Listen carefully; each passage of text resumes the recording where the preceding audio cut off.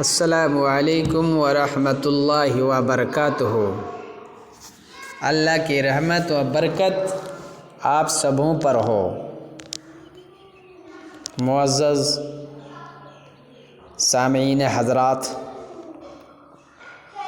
آج آپ حضرات کو بعثت نبی صلی اللہ علیہ وسلم سے قبل یعنی آخری نبی محمد مصطفیٰ صلی اللہ علیہ وسلم سے پہلی دنیا کی حالت کیا تھی، اس سلسلے میں بتانے کی جسارت کر رہا ہوں۔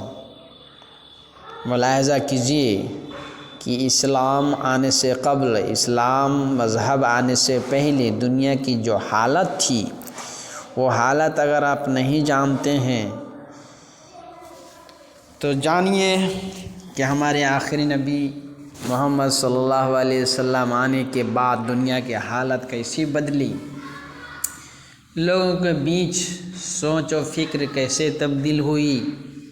لوگ چاہے اسلام مذہب کو ماننے والے ہو یا نہ ہو، یا دیگر کسی بھی مذاہب کے ماننے والے لوگ ہیں، اس کے لیے ہمارے آخری نبی صلی اللہ علیہ وسلم کس طرح کے گائیڈ لائن کیے، اس کی زندگی میں کیسی بدلاؤ آئی، اور لوگوں نے اسلامی سوچ و فکر کا کس طرح اقدام کیا اور اس کو تہ دل سے قبول کیا۔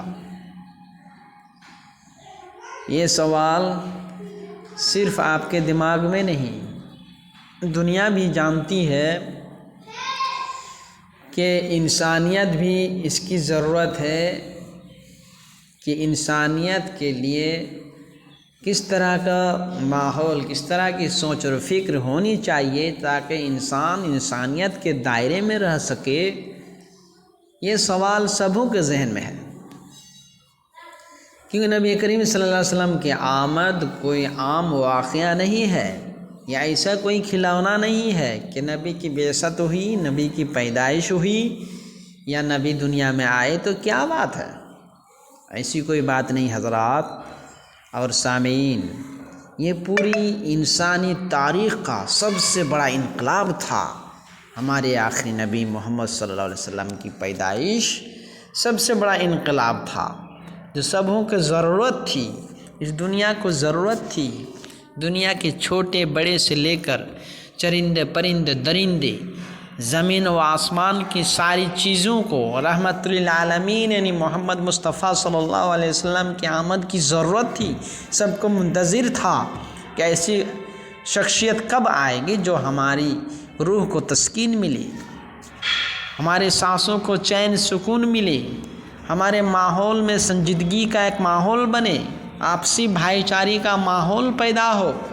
سبھی کو انتظار تھا، جس کو اللہ تعالیٰ نے قرآن میں فرمایا ہے، سورہ آل عمران میں 164 آیت نمبر میں اللہ کہتا ہے کہ بے شک مومنوں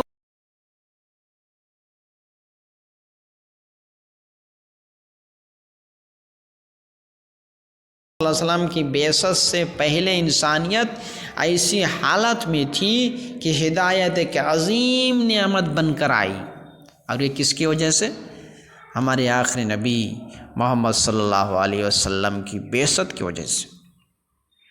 سامعین حضرات، بعثت نبی سے قبل کا زمانہ، اس تاریخ کو عہد جاہلیت کہا جاتا ہے۔ عہد جاہلیت میں کیا کیا ہوتا تھا، کس طرح کے وہاں کے لوگوں میں آپسی میں ماحول، اور پوری دنیا کی انسانیت کے لیے کس طرح انسان کو کس چیز کی ضرورت تھی، یہ سارے پس منظر آپ کو اس تاریخ کی روشنی میں آپ کو عہد جاہلیت کسے کہا جاتا ہے آگے آپ حضرات کو بتائیں گے۔ شکریہ، جزاک اللہ خیر وحسن الجزا۔ آپ سب خیریت و عافیت سے رہے، آمین۔